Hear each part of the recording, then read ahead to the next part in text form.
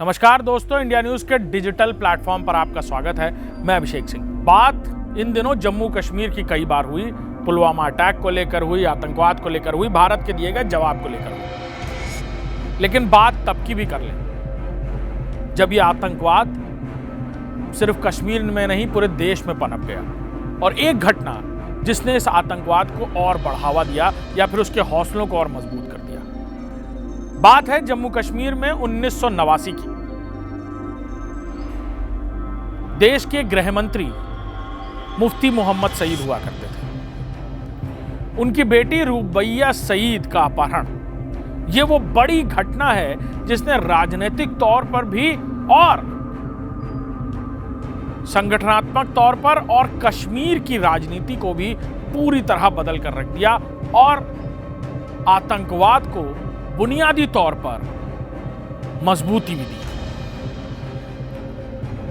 घटना थी जब मुफ्ती मोहम्मद सईद की बेटी रुबैया सईद का अपहरण जम्मू कश्मीर में किया गया और फिर बदले में 5 खूंखार आतंकियों को छोड़ने की मांग की गई।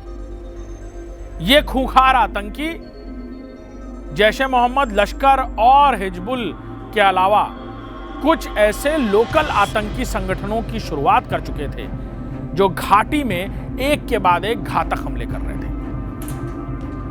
पाकिस्तान की खुफिया एजेंसी आईएसआई इन आतंकी संगठनों को खड़ा करने में मदद कर रही थी, कहीं हथियारों के जरिए, कहीं विस्फोटकों के जरिए, कहीं आरडीएक्स की सप्लाई, तो कहीं ह्यूमन बॉम्ब बनाने की तैयारी।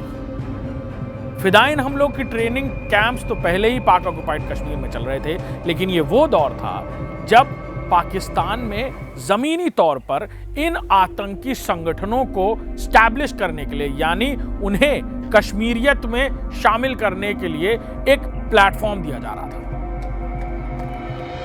आर्म्ड फोर्सेस ने कार्रवाई की, 5 बड़े चेहरों को गिरफ्तार कर लिया गया। गिरफ्तारी में कई कैजुअल्टीज हुई। कई कोशिशों के बाद इन सारे चेहरों को एक साथ इंट्रोगेट किया गया और घाटी में कई दिनों तक कई ऑपरेशंस चलते रहे। वहीं गृह मंत्री की बेटी रुबैया सईद के अपहरण के बाद न सिर्फ जम्मू कश्मीर बल्कि देश के गृह मंत्रालय को पूरी तरह घुटनों पर लाने की कोशिश की गई। सरकार को यह बताने की कोशिश की गई कि किसी भी हाई प्रोफाइल अपहरण से किस तरह कई सारे जवानों के बलिदान के बाद हिरासत में लिए गए गिरफ्तार किए गए इन आतंकियों को कितनी आसानी से डिप्लोमेटिक बातचीत के बाद छुड़वा लिया जा सकता है। आतंकियों के हौसले बुलंद हुए। घाटी में कई ऑपरेशंस एक साथ शुरू हुए। इन ऑपरेशनों के दौरान ना सिर्फ मासूम लोगों की जानें गईं, बल्कि भारत की मिलिट्री एस्टैब्लिशमेंट और उनसे जुड़े हुए कई सारे जवानों ने भी इन ऑपरेशंस में अपनी जान गंवाई। आलम यह कि ये सरगना अब जाकर दूसरे देशों से ऑपरेट कर रहे हैं। कई पाकिस्तान में तो कई अफगानिस्तान में जा बैठे थे। इसके बाद इसी घटना में जिन आतंकियों को छोड़ा गया, उन्होंने देश में कई अटैक्स प्लान किए,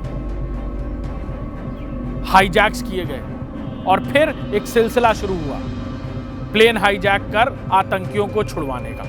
हालांकि कंधार में हुए हाईजैक के बाद भारत में इस तरह की कोई घटना दोबारा नहीं हुई। लेकिन 1989 की यह घटना कश्मीर और आतंकवाद को कश्मीर में पनपने देने और रुबैया सईद का अपहरण इस पूरी घटना में कहीं ना कहीं एक कैटलिस्ट की तरह काम करता नजर आया और आतंकवाद जम्मू कश्मीर में किस तरह फैला और उसके बाद आतंकवादियों की जड़ें कितनी मजबूत हुई, ये उसके बाद कई सालों तक, कई दशकों तक हुई कई घटनाओं ने सामने साबित किया है। नमस्कार।